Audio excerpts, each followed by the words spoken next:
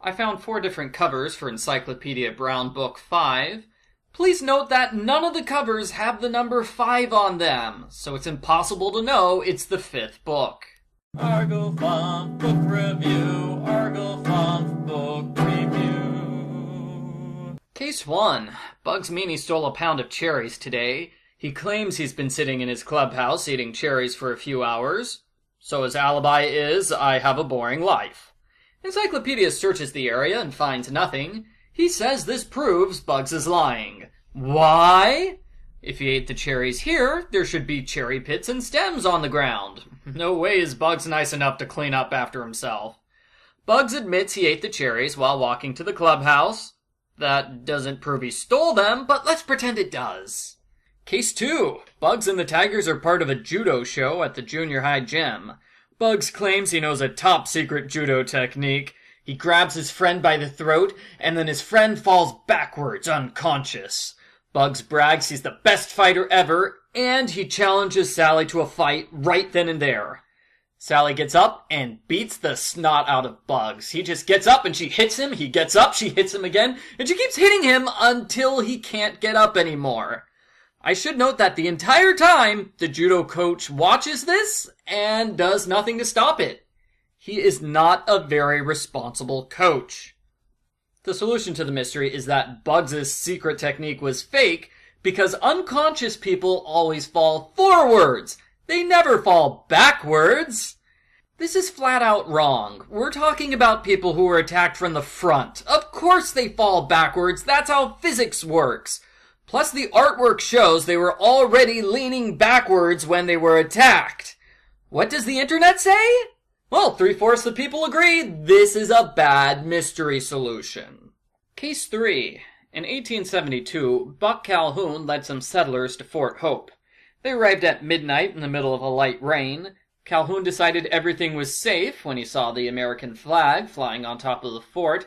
But it wasn't safe! It was a secret ambush! A huge battle ensued, and Calhoun is remembered as the hero who helped save half of the people. Encyclopedia says the ambush was all his fault.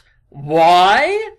A good soldier would know you never fly the American flag in the rain or after dark.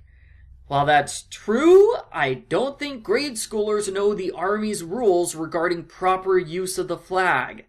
Survey says bad mystery solution, so I give it 0 points. Case 4, the lion tamer at the circus was robbed. She was sitting in her tent when somebody snuck up on her and knocked her out with a frying pan. Everyone accuses Barney the clown because he wears pots and pans as part of his costume.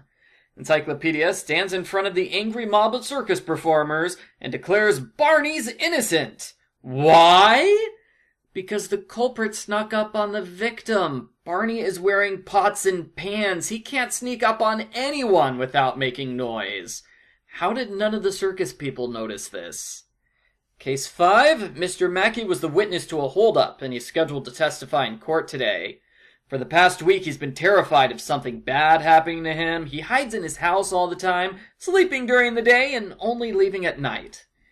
The story doesn't bother to explain why he waited a full week before asking for police protection. It's kind of a hole in his story, but whatever. A woman applies to be his maid, and he tells her to make him a meal. When she makes soup, a sandwich, and iced tea, Chief Brown arrests her. Why? She made him supper when a normal maid would have made him breakfast. Clearly, she knows that he's been awake all night, and she gave herself away for no reason. Case 6. Someone knocked out a beauty parlor owner and stole his money. 3 women were in the store earlier today when he talked about traveling with a large amount of cash. The women were sitting under large hair dryers, so they couldn't have overheard him. Encyclopedia says that's the point! One of the women must be a lip reader! That's how she knew when to rob him. Case 7. Tyrone Taylor is sitting under a tree when somebody shoots an arrow at his head. It misses him by 3 inches, and there's a huge diamond attached to the arrow. Chief Brown identifies the diamond as belonging to Mr. Crane. A robber broke into Crane's house today. In order to foil the robber, Crane tied the diamond to an arrow, then ran up a slender staircase and shot the arrow out a window. Surprisingly, Nobody cares that he almost killed Tyrone in the process. Yeah, we just never mentioned the fact that he almost killed a young boy. Chief Brown tells the main suspect that the diamond is an arrow flight away. The suspect says, "Well, go outside and look for it. He must be the culprit." Why? The suspect heard an arrow flight when an innocent person would have heard a narrow flight of stairs. A narrow and narrow. They sound the same. I give this case 0 points because stupid wordplay doesn't prove guilt. Case 8. Mr. Harwood hates the neighbor's dog, so he pulls out a gun and shoots it 4 times. Mr. Harwood is crazy violent. He's caught by surprise when all the neighbors come out to see what's going on. I have no idea why this surprises him. Did he honestly expect to fire 4 gunshots without anyone noticing? Since he's caught by surprise, he's forced to make up an alibi on the spot. He says he was trying to shoot a robber. He just hit a dog by accident. He reenacts the robbery for Chief Brown. He goes to his house, he sits in the chair, opens his cabinet, undoes his gun box, pulls out the gun, yells at the robber, but the robber punches him and runs away. What's the mistake with his alibi? Well, I say it's a little fishy that the robber was able to punch someone with a gun trained on him, but the real solution is that the gun box and cabinet were locked when Chief Brown entered. If Harwood went through the trouble of relocking his cabinet, he clearly didn't leave the room right away. Case 9. Bugs Meany frames a boy for the theft of a teapot.